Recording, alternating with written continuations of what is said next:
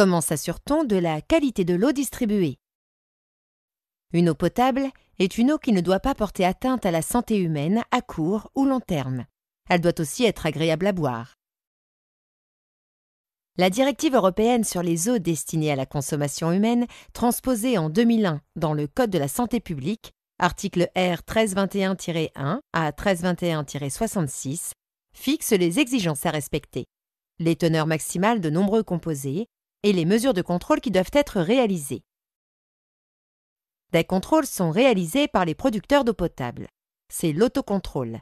Les agences régionales de santé, ARS, effectuent de même des contrôles tout au long du circuit de distribution jusqu'au robinet afin de s'assurer du bon fonctionnement du réseau et de l'innocuité de l'eau pour le consommateur.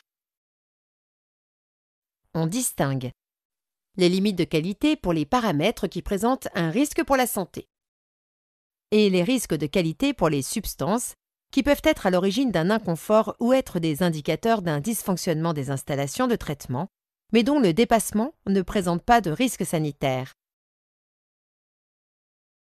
Les paramètres mesurés permettent de s'assurer que l'eau ne présente aucun risque de contamination par des bactéries ou des virus. C'est la qualité microbiologique.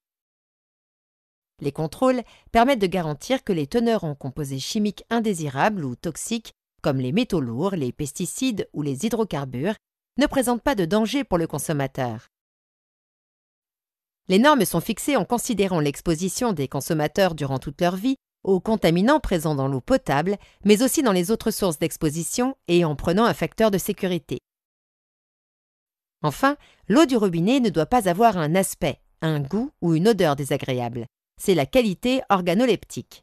Si la couleur peut être mesurée en laboratoire, le goût ou l'odeur sont jugés par des jurys spécialement formés.